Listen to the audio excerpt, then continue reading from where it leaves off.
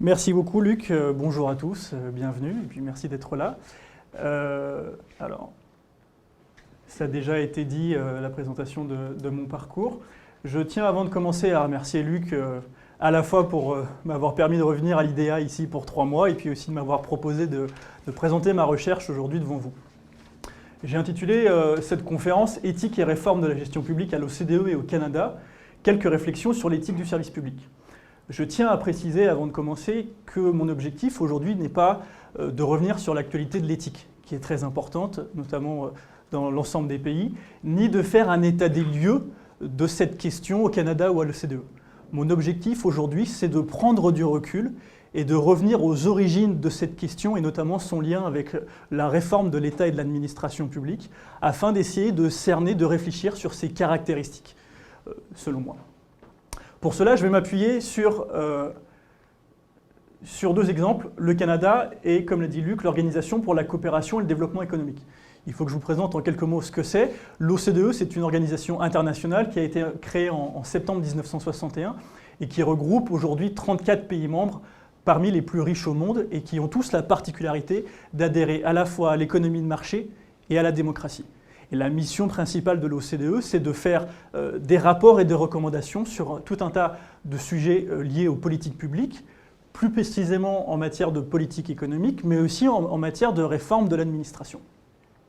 Et pour vous donner quelques éléments en plus, l'OCDE se compose d'une structure tripartite avec un organe principal qui est le Conseil et qui regroupe les ambassadeurs des pays membres une fois par an à Paris à son siège et qui a un rôle à la fois d'orientation et de décision. Le secrétaire général, qui lui a en plus un rôle de proposition et de représentation à l'extérieur, mais aussi le travail à proprement parler qui est géré par différents comités et sous-comités qui bénéficient de l'appui des directions du secrétariat de l'OCDE. Non, pas encore. Pourquoi s'intéresser au Canada et à l'Organisation pour la coopération et le développement économique ? Parce que dans les 2 cas, il y a eu un intérêt très fort pour la question de la réforme de l'État et de l'administration. Au Canada, dès les années 60, on va s'intéresser à la question de la réforme de la gestion publique, et je vais vous préciser ce que j'entends par là dans quelques instants.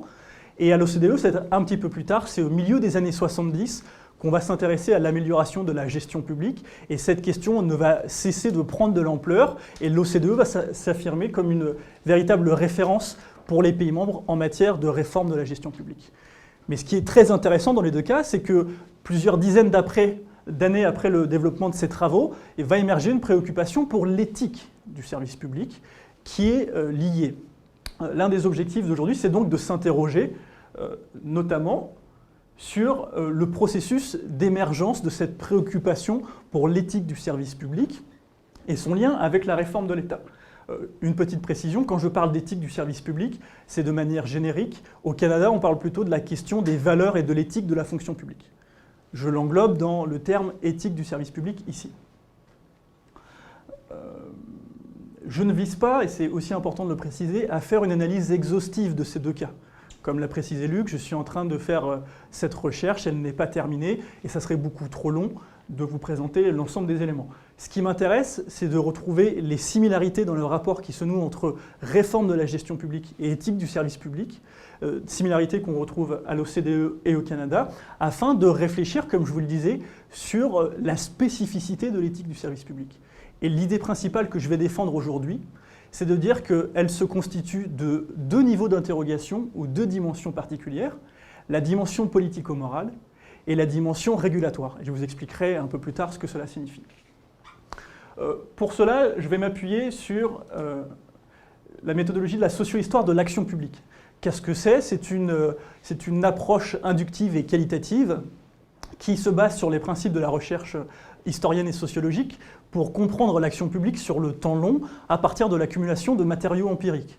Ma recherche se base donc sur à la fois l'analyse de documents d'archives, mais aussi sur la réalisation d'entrevues semi-dirigées avec des responsables administratifs en charge de ces questions, ou bien avec des experts qui interviennent par exemple auprès du Canada ou de l'OCDE sur ces enjeux. Et ma présentation d'aujourd'hui va se faire en 2 temps. D'abord, revenir sur l'émergence de l'éthique du service public, notamment en réaction à la réforme de la gestion publique, Et dans un second temps, je vous présenterai quelques réflexions sur ce qui, à mon sens, caractérise cet objet. Il faut commencer par dire qu'à partir des années 60, l'idée va se développer que l'administration publique et l'État-providence sont devenus beaucoup trop gros, beaucoup trop complexes et ingérables, et qu'il est donc nécessaire de les réformer pour assurer leur efficience et leur efficacité. Cette idée elle va être prise au sérieux au Canada dès 1960 avec la mise en place d'une commission royale d'enquête sur l'organisation du gouvernement, la commission Glasgow, qui s'interrogeait sur les méthodes de gestion utilisées dans la fonction publique. À l'OCDE, c'est un petit peu plus tard, c'est au milieu des années 70 qu'une activité va se mettre en place sur l'amélioration de la gestion publique qui va être définie comme suit.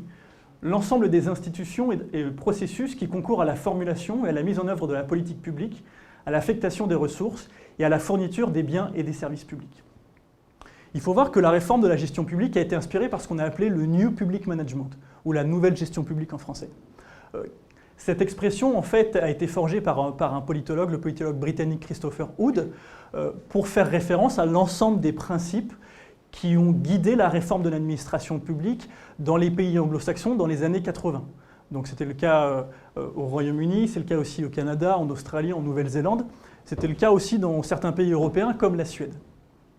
Et ce New Public Management, en fait, se fonde sur deux courants principaux d'idées, deux courants théoriques principaux. Le premier, c'est ce qu'on a appelé la nouvelle économie politique. Alors là aussi, c'est assez vaste, il y a différentes théories, différents courants. L'une des plus importantes, c'est notamment la théorie économique des choix collectifs et de la bureaucratie, ce qu'on appelle l'école des choix publics ou l'école du public choice. Et pour vous donner un aperçu de cette perspective, l'idée, c'est notamment de dire que les responsables administratifs visent avant tout à maximiser leur pouvoir et leur prestige et à grossir leur budget, et donc ne servent pas l'intérêt public et empêchent les décideurs politiques d'organiser l'administration de manière efficace et efficiente. Le deuxième courant important, ça a été toute la littérature sur le management professionnel et les outils de gestion qui s'est développé dans le secteur privé. Et l'idée principale qui est au cœur de la nouvelle gestion publique, c'est de dire qu'il faut remplacer le modèle hiérarchique weberien d'administration publique, qui était basé sur une distinction entre les sphères politiques et administratives et un contrôle de l'exécution des décisions politiques à travers la hiérarchie, à travers des procédures impersonnelles et un avancement qui se faisait sur le principe du mérite, à un modèle maintenant d'organisation plus contractuel de marché, qui est notamment inspiré par le secteur privé et qui vise à rationaliser l'administration, qui vise à en augmenter sa performance économique, notamment en utilisant des outils de gestion tels que la gestion axée sur le résultat, tels que la responsabilisation des gestionnaires, mais aussi parfois le recours à des mécanismes de marché avec de la dérégulation, voire de la privatisation et de la sous-traitance de la production de biens et de services publics. L'idée, c'est souvent reprise dans ce slogan « Let the manager manage », c'est « Laissons les gestionnaires gérer ». Et ce slogan va notamment se développer dans les années 80 au Canada avec les réformes mises en place par le Premier ministre conservateur Brian Mulroney, qui va conduire à un certain nombre de réductions drastiques de la dépense publique, mais aussi réduction des effectifs de la fonction publique, et qui va se matérialiser à l'OCDE à travers l'ensemble des travaux du comité de la gestion publique, ce qu'on appelle le comité PUMA, pour Public Management en anglais, qui va se développer énormément dans les années 80 à l'OCDE.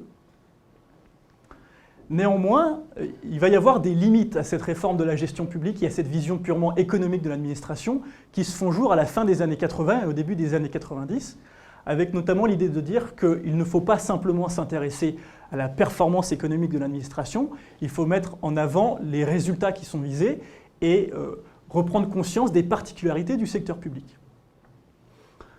C'est notamment ce qui va s'affirmer dans un rapport de l'OCDE qui s'appelle « Mieux servir l'économie » qui date de 1990, où on va dire qu'il faut remplacer le critère de l'efficience par celui qui représente le rapport coût-efficacité.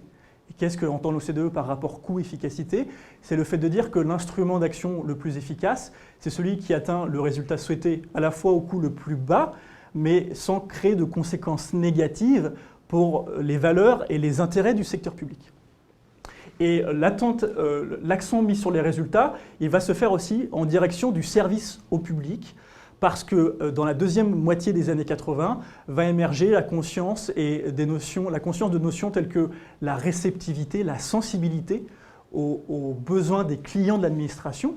Mais ces clients, ce sont à la fois les entreprises, mais c'est aussi le public. Et on retrouve aussi ça qui est exprimé dans un programme de réforme au niveau canadien, au niveau fédéral, qui s'appelait Fonction publique 2000, et qui dira que la mission de la fonction publique est de donner aux Canadiens un gouvernement et des services qui soient les meilleurs possibles, les plus sensibles et les plus rentables. Et pour ce faire, en fait, la réforme de la gestion publique connaît un infléchissement qui a été caractérisé par un véritable best-seller, un ouvrage qui a été écrit par David Osborne et Ted Gabler qui s'appelle Reinventing Government, How the Entrepreneurial Spirit is Transforming the Public Sector. Excusez-moi pour mon accent anglais très français. C'est pas pire. Donc en 1992, et l'idée de Osborne et Gabler qui va être largement reprise, c'est qu'il faut inspirer un esprit entrepreneurial, managérial dans l'administration et dans l'État. Et pour le dire très vulgairement, il faut que les fonctionnaires apprennent à gagner plus d'argent qu'ils n'en dépensent. Et pour ce faire, l'idée, c'est qu'il faut transformer la gestion, notamment en responsabilisant les gestionnaires, en mettant l'accent sur l'atteinte des résultats, et donc un modèle de gestion qui se veut beaucoup plus souple, beaucoup plus décentralisé, lapsus, décentralisé. Et on va retrouver ça notamment dans Fonction publique 2000, qui affirme qu'il faut procéder à une modification en profondeur et à long terme de notre culture et de nos valeurs communes, modification qui nous permettra de réorienter, sans les abandonner, nos habitudes de contrôle actuelles. On trouve cet intérêt pour la culture et les valeurs aussi dans un comité de sous-ministres qui va être mis en place au niveau fédéral, qui s'appelait le Comité sur les valeurs fondamentales, et qui va mettre l'accent notamment sur le fait de revitaliser la fonction publique et de créer un sentiment de cohésion et ainsi permettre une plus grande rentabilité et une plus grande productivité de l'administration publique à partir de ces valeurs particulières. C'était le comité Lussier. Néanmoins, le véritable intérêt pour l'affirmation des principes et des valeurs traditionnelles du service public va se faire à partir du milieu des années 90 en réaction aux conséquences potentiellement négatives de cette réforme de la gestion publique et notamment les risques de corruption et de conflit d'intérêts qu'elle fait peser sur les fonctionnaires. L'OCDE affirme notamment que la corruption crée des préoccupations politiques et morales et pose un certain nombre de questions dans la mesure où la défiance vis-à-vis de l'État, la défiance des citoyens vis-à-vis de l'État pose un problème pour assurer leur légitimité démocratique.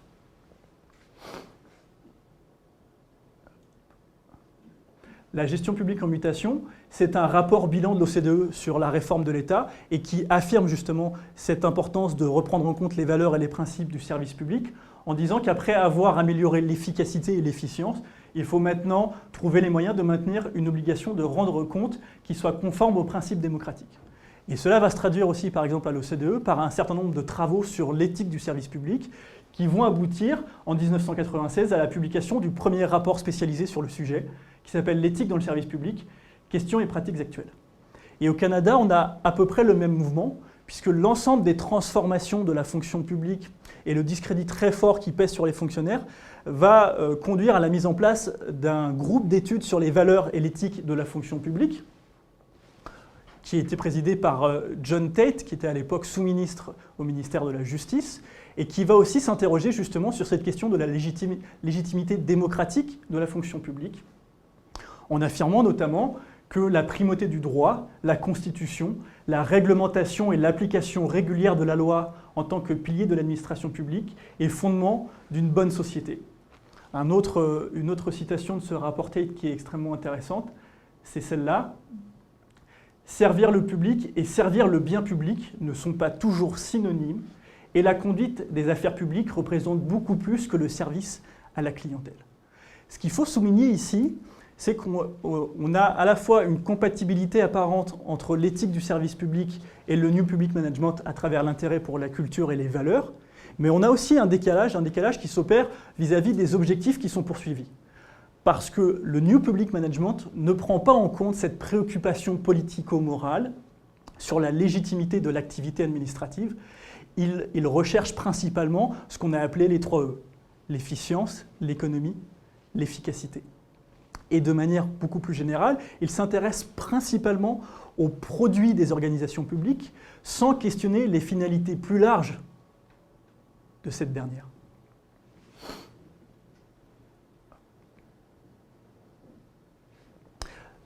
Avant d'en arriver là, il faut donc dire que l'éthique du service public va se caractériser par la volonté de concilier à la fois les idéaux managériaux du New Public Management et les principes qui sont traditionnels au service public. Et c'est ce qu'exprime l'OCDE, par exemple, en disant qu'il faut concilier ces fameux 3 E, efficience, efficacité, économie, avec un 4e E, c'est l'éthique. C'est aussi ce que va dire le rapport Tate, en disant que la mission démocratique principale de la fonction publique, c'est le service de l'intérêt public, mais il va définir l'intérêt public comme l'équilibre entre différentes catégories de valeurs, des valeurs traditionnelles et des valeurs nouvelles, telles que ces 3 E, et va plus précisément distinguer 4 catégories de valeurs, les valeurs démocratiques, les valeurs liées à l'éthique, les valeurs professionnelles et les valeurs liées aux personnes. Une fois qu'on a dit tout ça, qui est une présentation un peu aride de la manière dont se noue le rapport entre réforme de la gestion publique et éthique du service public, mon intérêt, c'est maintenant de réfléchir plus sur cet objet particulier.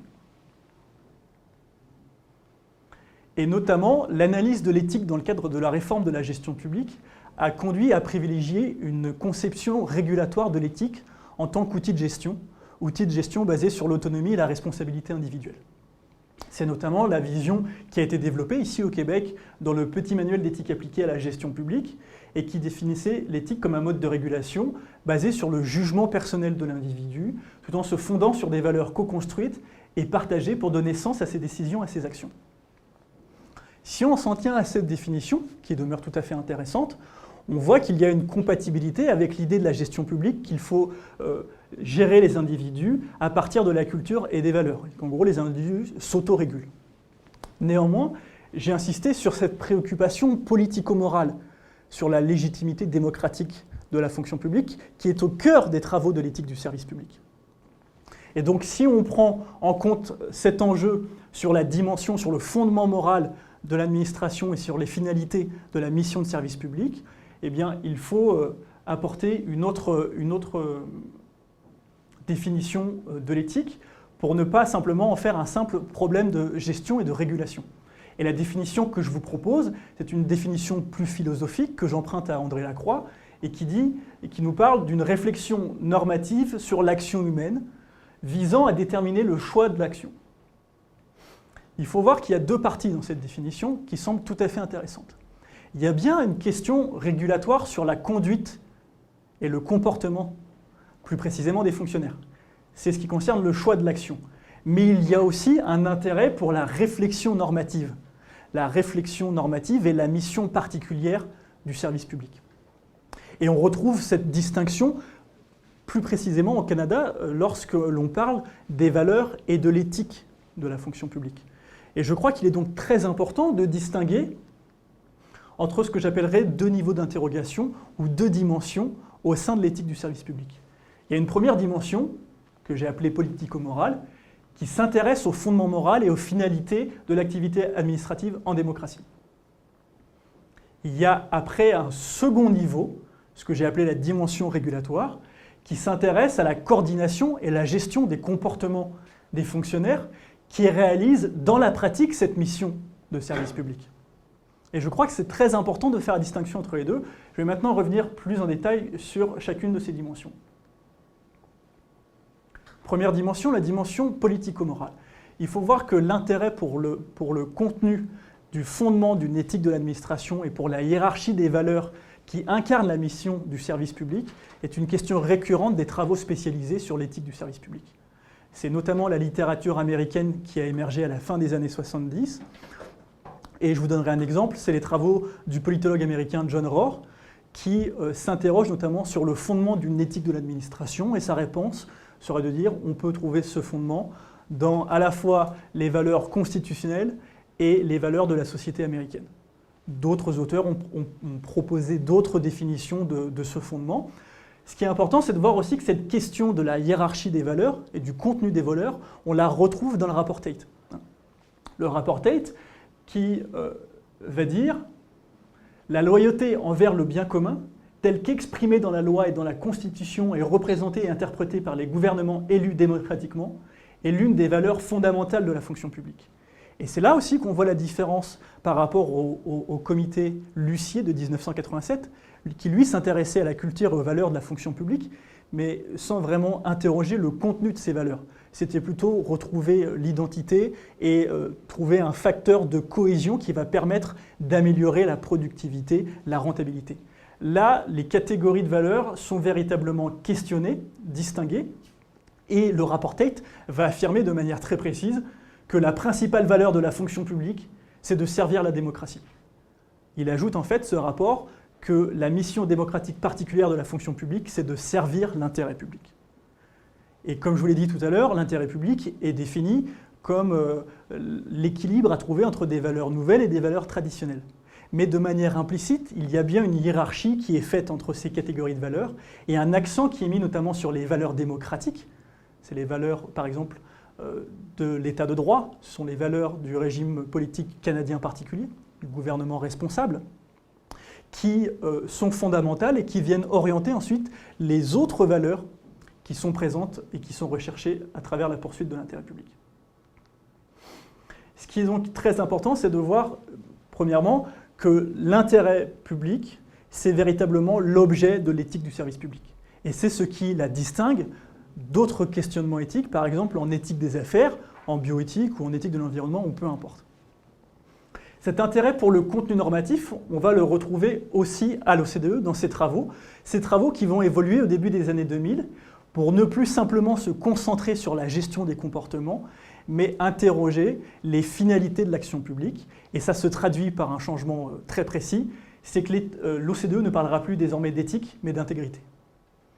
Et l'entrevue que j'ai pu réaliser avec le responsable de l'intégrité publique à l'OCDE montrait très bien que maintenant, ce qui intéresse, c'est l'intégrité, mais pas simplement des conduites, c'est l'intégrité du processus décisionnel, c'est l'intégrité du policy making, de la fabrique des politiques publiques, c'est l'intégrité comme objectif au sens large du terme qui est recherché par l'activité administrative. Et cette interrogation sur les finalités justement de l'action publique et l'affirmation notamment de l'intégrité comme un de ses piliers va avoir des conséquences sur le programme de réforme de la gestion publique qui est développé à l'OCDE et qui va maintenant se formuler en termes de gouvernance. Le comité PUMA qui s'occupe de ces questions va dire on ne peut plus simplement s'intéresser aux questions de gestion publique, elles sont à évoluer vis-à-vis d'un cadre de gouvernance amélioré qui notamment prend en compte l'intégrité, mais aussi l'équité et un certain nombre d'objectifs qui sont visés.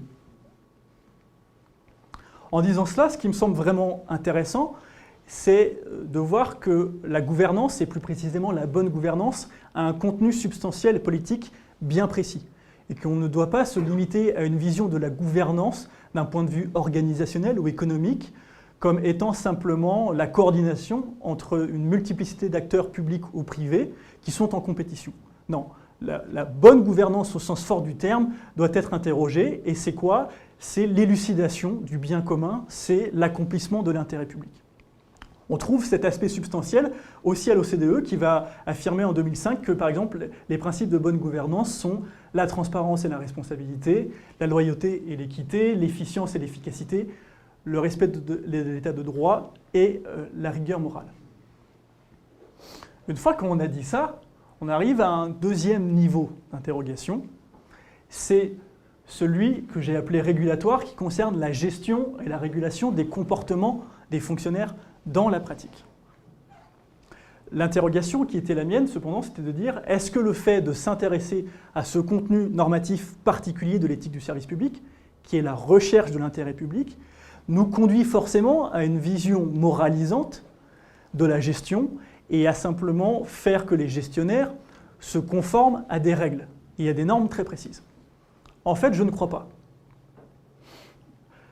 L'importance de l'éthique du service public, c'est qu'elle est marquée par ce que Yves Boisvert appelle un saut qualitatif, qui fait qu'on va privilégier des mécanismes incitatifs et préventifs de régulation des comportements, cette fameuse autorégulation, plutôt que la simple et la stricte conformité à des règles déontologiques ou juridiques, qui était l'approche privilégiée plutôt par la lutte contre la corruption. Néanmoins, la prise en compte de cette dimension politico-morale dont j'ai parlé juste avant nous invite à interpréter cette autorégulation de manière particulière et de dire que l'autorégulation et l'autorégulation n'est pas un autocontrôle ou une autodiscipline, tel que parfois a pu le penser la pensée managériale en disant que c'est l'autonomie des individus, c'était un moyen d'externaliser les coûts du contrôle à la fois sur les salariés et sur les clients des organisations. Non, comme on l'a vu juste avant, l'éthique du service public, elle interroge de manière positive le sens de l'agir des fonctionnaires, mais aussi sa concrétisation dans les faits. Je tiens à bien préciser qu'on est sur le niveau de la régulation des comportements. On n'est pas au niveau de la détermination de ce que signifie l'intérêt public. Néanmoins, cet intérêt public, on l'a vu tout à l'heure, il est composé d'un certain nombre de catégories de valeurs qui sont en tension, et ça reste une vision assez floue. Les valeurs fondamentales dont j'ai parlé précédemment pourraient nous permettre de dire qu'il y a un certain nombre d'exigences à respecter et qui cadrent la mission de la fonction publique. Par exemple, le respect de sa qualité subordonnée aux décisions politiques, le respect des principes de l'état de droit, le respect des principes du gouvernement responsable, par exemple, au Canada. Néanmoins, comment dirais-je, l'intérêt public doit être concrétisé dans la pratique et la bonne conduite doit trouver un achèvement dans la pratique. Et il appartient à chaque organisation particulière de définir précisément ce qu'est de viser l'intérêt public en fonction de sa mission particulière et ensuite de mettre un système de régulation avec des normes, des règles, des valeurs qui vont préciser finalement quelle est sa mission et comment on concrétise cet intérêt, cet idéal plus général de mission de service de la démocratie et de l'intérêt public. En disant ça, on voit que le respect simplement des règles est une dimension très importante, notamment pour éviter les comportements répréhensibles. Maintenant, le respect des règles ne permet pas de traiter l'ensemble des dimensions éthiques de la décision et du comportement dans la fonction publique et de répondre à cette interrogation positive sur comment mettre en pratique l'intérêt public. Il faut donc passer par une attention renouvelée aux conflits de valeurs, aux dilemmes éthiques qui surgissent dans la pratique et lorsque les fonctionnaires veulent bien faire, bien agir dans les faits. Il est donc, je crois, très important de prendre au sérieux cette gestion des dilemmes et gestion des conflits de valeurs pour la mise en pratique de l'éthique du service public. Et c'est là qu'on retrouve les réflexions de l'éthique organisationnelle. L'éthique en milieu de travail, qui s'interroge notamment sur la complexité du jugement éthique des membres de l'organisation, mais aussi sur le design institutionnel qui permet à ce jugement éthique de se développer et d'être pris en compte. Je ne rentre pas beaucoup dans ces questions, je la laisse aux praticiens et aux intervenants spécialistes de l'éthique organisationnelle. Je conclurai simplement cette présentation en rappelant donc bien que l'éthique du service public a émergé comme une conséquence des limites de la réforme d'après le New Public Management. Et elle s'est d'une certaine manière imposée comme l'élément clé pour repenser la réforme de l'administration et de l'État, à la fois parce qu'elle nous invite à repenser la mission démocratique particulière de la fonction publique, ce que j'ai appelé cette dimension politico-morale, mais aussi parce qu'elle permet et elle aide à réaliser cette mission dans les pratiques. C'est ce que j'ai appelé la dimension régulatoire de l'éthique du service public. Merci beaucoup. J'attends avec impatience vos questions. Merci bien.